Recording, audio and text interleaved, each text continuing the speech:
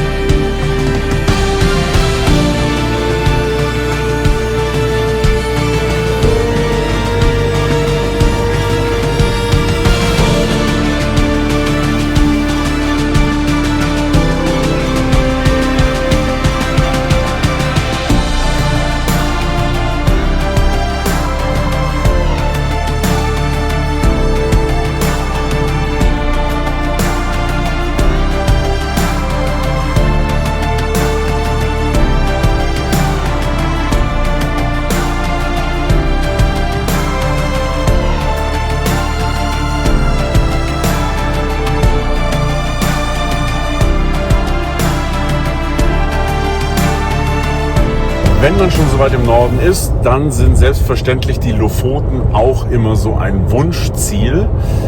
Jetzt ist aber so, dass man in Social Media sehr, sehr viel sieht, dass alles total überfüllt ist, die völlige Katastrophe ist, dass Stellplätze zu finden unmöglich sei. Das war für uns auch so ein Punkt, wo wir gesagt haben, machen wir es oder machen wir es nicht, überspringen wir die Lofoten. Wir haben uns jetzt dazu entschieden, wir versuchen es mal, wir fahren mal drauf, wir versuchen das Ganze objektiv anzugehen, vielleicht auch einfach mit unserem eigenen Stil und wir werden berichten, wie es denn wirklich ist auf den Lofoten, vor allem wenn man jetzt in einem kleineren Offroad-Fahrzeug unterwegs ist und nicht vielleicht gerade im 20 Meter langen Miesmann und Bischof.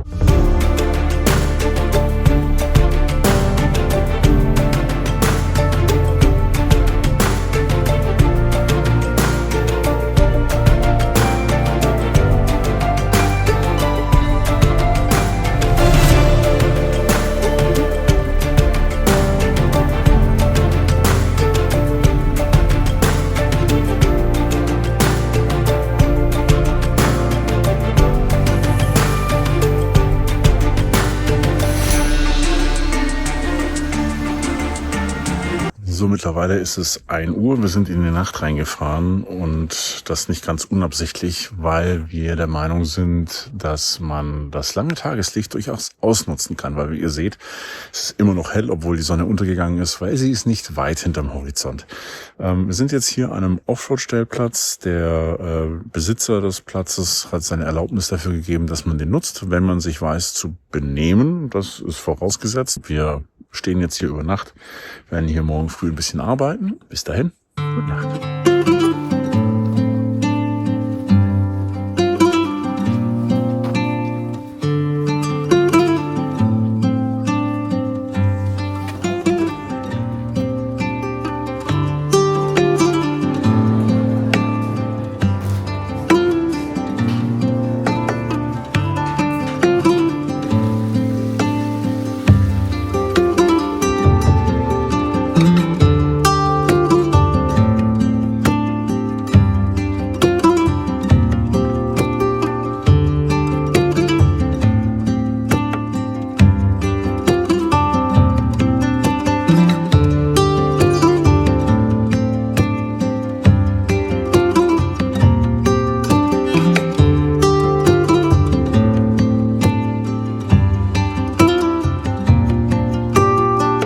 Was ich euch auch noch gar nicht gezeigt hatte, war, wie ich hier in meinem Amarok organisiert bin. Also ich habe hier auf meinem Beifahrersitz die Sitzbank und allen möglichen Krempel, der so anfällt. Die Gassi-Tasche von Mila, bisschen Snacks und so weiter.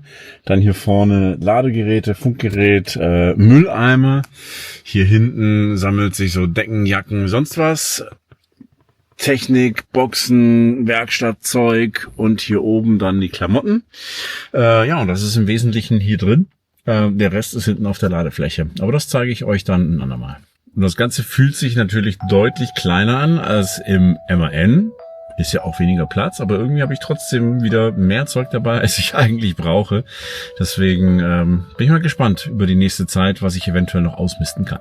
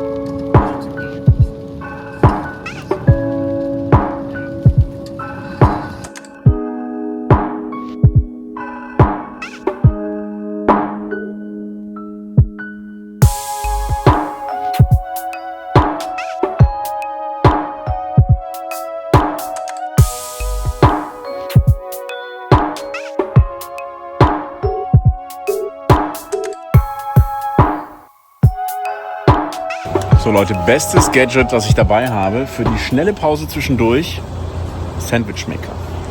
Game Changer. Wenn euer Elektro-Setup das hergibt, nehmt euch das Ding mit, oder? Und oder auch wenn es fahrt nicht mit einem hergibt. Mama-Rock mit. Mama-Rock. Das ist Mama-Rock. Den Mama-Rock. Ich verlinke euch den Sandwich Maker mal unten. Ja.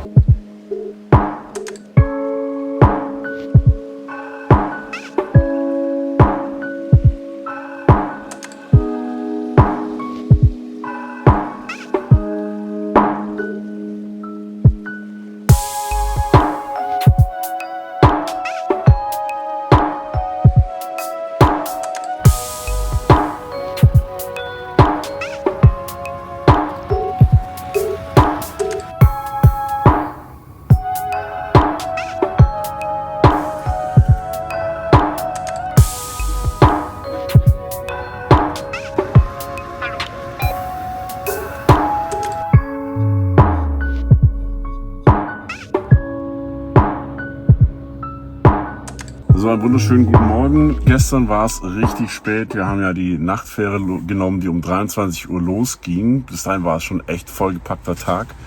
Und dann ging es 3 Stunden übers Meer bis nach Bödo, Ulboinsel. Und dann haben wir einfach nur irgendwie den nächstbesten Platz genommen, der sich irgendwo angeboten hat. Stehen jetzt hier in einem kleinen Waldweg. Bisschen seitlich, sind um 3:30 waren wir, glaube ich, im Bett, ne? Ja, 3, 4. So 3:30. Sonnenaufgang. Bei Sonnenaufgang. Genau, deswegen ist jetzt 11:30. Bis 12 muss ich eine Aufnahme abgeliefert haben. Deswegen mache ich das jetzt noch ganz schnell vor dem Frühstück. Zelt ist aber schon abgebaut. Also ist nicht so, dass ich direkt aus dem Bett zum Arbeiten gehe. Aber ja, first things first. Und dann gibt's Frühstück und dann zeige ich euch auch den wunderschönen Platz hier. So, die anderen beiden sind auch gerade am Zusammenpacken. Leider hat sie ein bisschen erwischt, sind kränklich geworden. Selbst Svenny hat die Männergrippe. Genau, ich stand eigentlich hier, so ein bisschen mehr im Gebüsch, aber dann kam ich nicht an meine Heckgeschichte hier ran. Deswegen habe ich schon mal ein bisschen umgeparkt. Toilettenhäuschen natürlich auch immer mit am Start. Don't shit in the woods. Dafür gibt's andere, bessere Lösungen. Jetzt gibt's Frühstück und dann schauen wir mal, was der Tag so bringt. Was meinst du, Basti? Ja.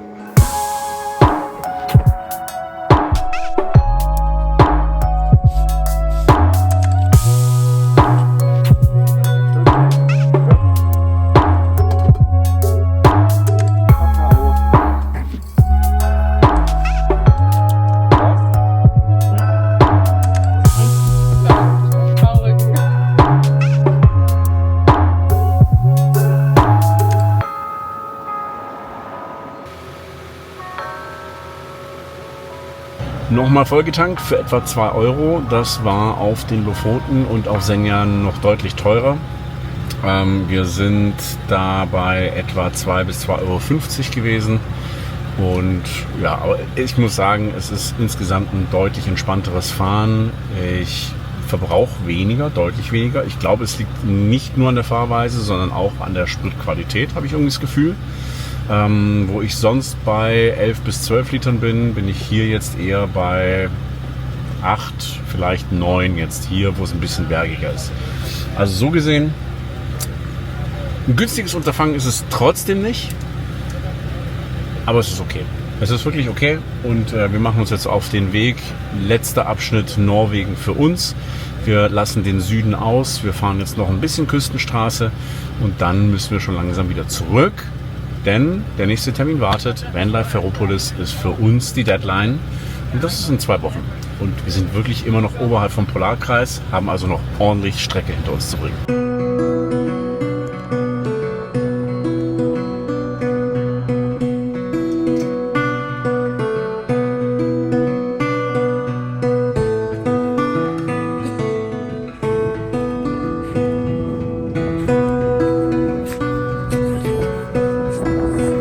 Runter von den Lofoten und es ist deutlich angenehmer, weniger los und es gibt richtig tolle Plätze und Strände, wo man jetzt nicht mit anderen sich auf die Füße tritt und sich einfach wieder ein bisschen besser verteilt. Und ganz ehrlich, hier ist es nicht weniger schön. Gerade ein bisschen bewölkt, aber die Fahrt an der Küstenstraße entlang wirklich sehr schön.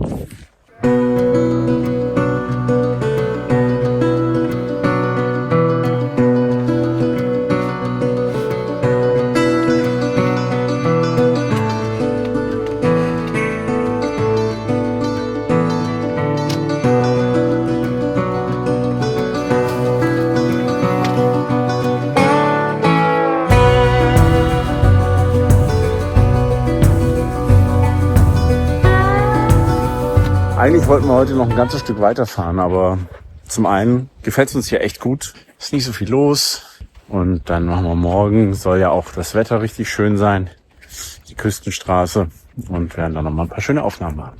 So, was mir auch besonders gut gefällt hier in Skandinavien, es gibt vereinzelt immer wieder mal auch solche Häuschen, wo man dann auch öffentliche Duschen hat. Also man kann hier schön gemütlich baden gehen im Meer und sich dann hier abduschen. Meistens sind die kalt. Hier ist jetzt aber mal eine warme mit dabei. Und an dieser Stelle mal noch ein kleines Shoutout an meinen heutigen Partner in diesem Video und das ist der Duschbrocken. Ich kenne die Jungs schon relativ lange, nicht persönlich, aber von dem, was sie tun, seit der Gründung. Ich habe 2018 das erste Mal mit denen zu tun gehabt.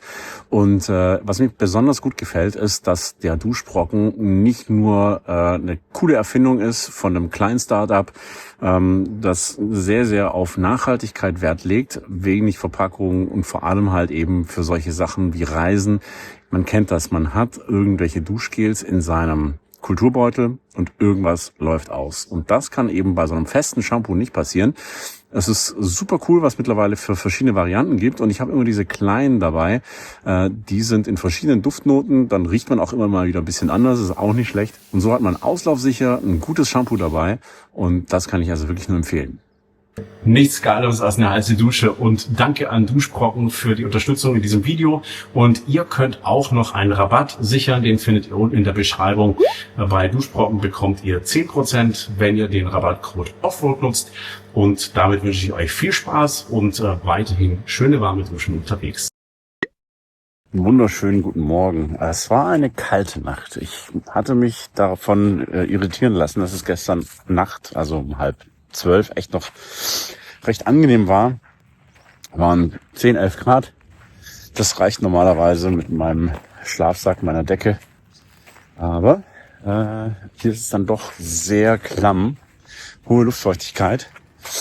Und das hat dazu beigetragen, dass es wirklich sehr, sehr kalt war. Zumindest gefühlt war es deutlich kälter als die ganzen Nächte vorher. Und da habe ich natürlich bereut, meine Standheizung nicht aufgebaut zu haben. Wird mir nicht mehr passieren, glaube ich. Hat jetzt natürlich auch den Nachteil, dass das alles das Zelt klamm ist und nass ist. Aber die Sonne kommt hinterm Berg vor. Der Parkplatz ist noch im Schatten. Wir warten jetzt noch, eine halbe Stunde, Brauchen wir eh noch, um alles wieder aufzuräumen und zusammenzurichten und so. Und dann wird da hoffentlich die Sonne auch auf das Zelt scheinen und alles wieder trocken machen. Und dann geht's heute auf den finalen Abschnitt in Norwegen. Und da freue ich mich heute auf einen wunderschönen blauen Himmel, tolle Sonne und einen schönen Küstenabschnitt.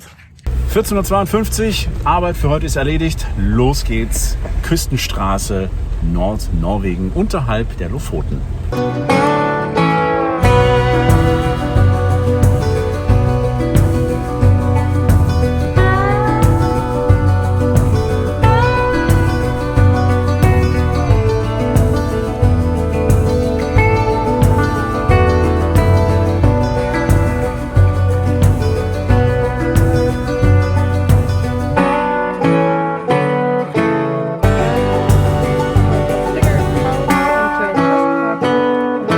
Und wenn ihr also noch viel mehr interessante Sachen wissen wollt, ja, also auch inhaltlich, dann folgt Neuland Stories. Die machen das in ihrem Video nämlich richtig gut. Das, was ich hier mache, ist völlig stümperhaft im Vergleich dazu. Also folgt Neuland Stories.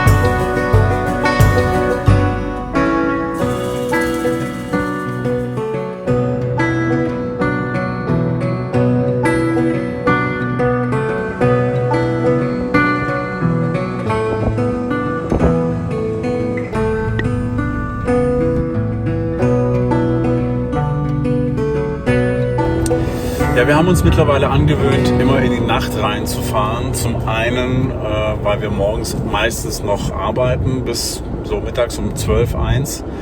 Und zum anderen ist natürlich, wenn man in den Abend reinfährt, auch das Licht einfach viel schöner. Und wir haben jetzt natürlich quasi eine sehr lange goldene Stunde und fast die unendliche blaue Stunde. Also um Videos und Fotos zu machen, ist das wirklich richtig schön. Und wir haben uns quasi so eine Art Jetlag erarbeitet. Ja, bin gespannt, wie das ist, wenn wir zurückfahren. Heute tatsächlich letzter Stellplatz in Norwegen. Morgen geht's dann wieder nach Schweden zurück. Schauen wir mal, wie es da so ist. Noch haben wir ein bisschen vor uns.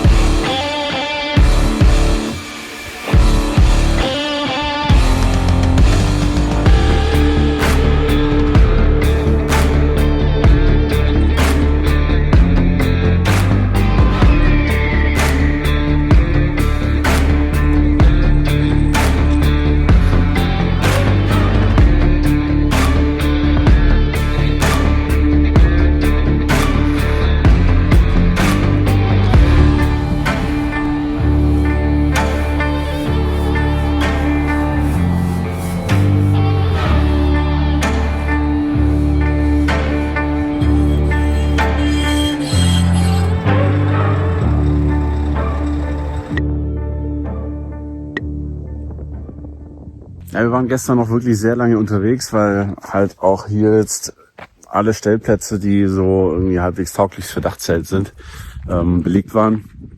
Und wir sind jetzt um 12:30 irgendwie angekommen.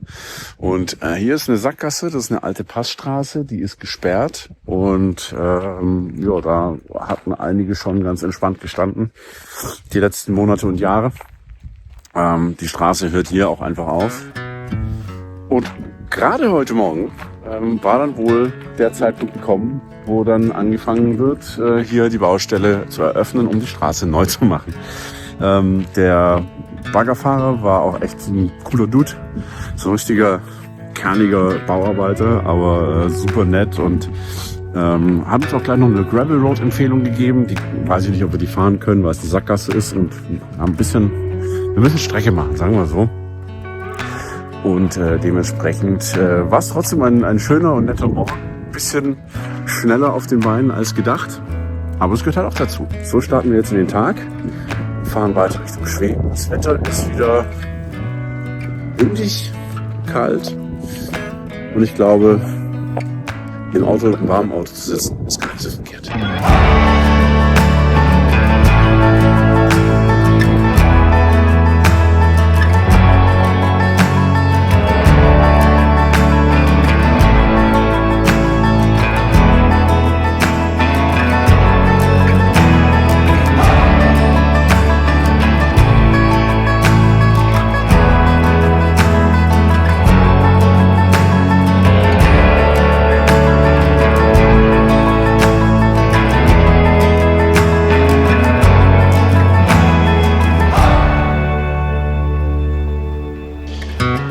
Ja, und damit ist Norwegen vorbei. Also Norwegen ist nicht vorbei, aber ich bin nicht mehr in Norwegen. Und deswegen ein kleines Fazit zum Ende des Videos. Die Lofoten selber war ja im Prinzip auch das große Fragezeichen der Reise. Würde ich sagen, lohnt sich, aber wir waren in der falschen Saison unterwegs, war uns quasi klar. Aber mit eigenen Augen zu sehen, was Sache ist, finde ich trotzdem immer noch besser, als irgendwas nachzuplappern, was man irgendwo gehört hat. Und dementsprechend war mir das auch wichtig, da wirklich diese eigenen Erfahrungen mit euch zu teilen. Es ist natürlich voll. Es ist aber überall voll, wo es schön ist. Wenn du in Kuala Lumpur an einem Tempel bist, ist es voll. Wenn du irgendwo in München zur Wiesenzeit bist, ist es voll. Und wenn du halt eben in der Hauptsaison an einem der Hauptreiseziele bist in einem Land, ja, dann ist es voll. Und natürlich können sich nicht alle benehmen. Und wenn diese Leute, die sich nicht benehmen können, große Wohnmobile fahren, dann fällt das noch mehr auf. Aber wir sind ja zum Glück nicht so. Und also ihr, die zuschaut und wir, die hier gereist sind. Wir haben uns das angeschaut, wir sind aber weitergefahren. Wir waren keine Nacht auf den Lofoten. Es war wirklich einfach zu voll, die Campingplätze ausgebucht und die freien Stellplätze, vermeintlich freien, das ist meiner Meinung nach nichts, wo man großartig stehen sollte, wenn man nicht wirklich ganz abgelegen ist. Sind die meisten Plätze bei irgendjemand vor der Haustüre und dass die Leute das am Ende nicht so geil finden, ist irgendwie logisch und nachvollziehbar. Ich hätte das auch nicht so gern, wenn bei mir in der Parkbucht direkt vor dem Haus jeden Tag irgendjemand anders stehen würde, da unter Umständen sich ausbreitet und naja, ihr wisst, worauf ich hinaus möchte. Ich werde auf jeden Fall nochmal da hochfahren, definitiv. Auch den Süden von Norwegen werde ich mir definitiv nochmal anschauen. Allerdings eher im Herbst. Nicht im Frühjahr, weil da sind viele Passstraßen noch gesperrt. Vorteil im Herbst ist auch, dass es dann wieder dunkel wird und man unter Umständen auch noch Polarlichter sieht. Das ist was wir überhaupt gar keine Chance drauf hatten, weil es ist wirklich einfach nie dunkel geworden. Jetzt sind wir schon wieder ein gutes Stück südlich vom Polarkreis und es ist komisch, wieder Taschenlampen zu brauchen. Und ich muss meine auch erst wieder suchen, weil ich habe die irgendwo so weit weg verräumt, dass ich nicht mehr weiß, wo sie sind. Was den Amarok angeht, da kann ich sagen, das Setup funktioniert schon richtig, richtig gut. Was sehr viel wert ist, ist zum Beispiel das große Stromsetup. Das braucht nicht jeder, ist mir völlig klar. Aber in meinem Fall ist es auch immer mit Arbeit verbunden. Also wenn ich unterwegs bin, arbeite ich auch. Und das ist auch dementsprechend stromintensiv. Alles muss geladen werden. Und auch das Internet ist natürlich so eine Sache. Ich habe den Starlink Mini dabei. Der war wirklich auch Gold wert, weil wir ganz viele Stellplätze gar nicht wirklich hätten nehmen können, um dort auch zu schlafen, beziehungsweise um dann auch zu arbeiten dort, weil auch wenn natürlich in Skandinavien das Netz deutlich besser ist als zum Beispiel in Deutschland, es ist nicht immer viel dahinter. Auf manchen Stellplätzen hatten wir 5G, aber wenig Datendurchsatz. Und dementsprechend ist natürlich das mit einem Satellitenempfänger schmerzbefreiter. Du stellst dich irgendwo hin und du kannst sicher sein, sobald du einen Blick nach oben hast, hast du auch Internet, was für unsere Verhältnisse jetzt wirklich sehr gut war. Das Ding verbraucht natürlich so seine 40 Watt im Dauerbetrieb und die musst du natürlich auch irgendwie erstmal füttern können. Und dementsprechend war ich über diese Stromversorgung, die ich dabei habe, sehr, sehr glücklich. Natürlich auch, was unsere Sandwichpausen anging, war das natürlich auch hervorragend. Aber das zeige ich euch alles dann nochmal im Detail. Das Dachzelt war einfach ein sehr gemütliches Zuhause. Ich habe festgestellt, dass es Wind und Regen sehr, sehr gut aushalten kann. Also vor allem Wind stört eigentlich fast gar nicht. Und auch die neue Matratze, die ich drin habe, wirklich ein Gamechanger. Ich habe noch nie so gut in einem Dachzelt geschlafen. Wenn euch mehr dazu interessiert, ich verlinke euch alles auch unten in der Videobeschreibung, die ganzen kleinen Gimmicks und Sachen, die ich hier gerade erzähle. Diese Einlegestufen hier von iCamper, auch die sind wirklich cool gewesen. Mila kommt da ganz einfach selber hoch und runter. Das heißt, ich muss sie nicht hoch und runter tragen. Und sie kann mir dadurch auch quasi selber sagen, wenn sie hoch möchte. Die setzt sich dann einfach da unten hin oder klettert sogar bis da hoch und wartet dann, bis ich hier den Reißverschluss aufmache.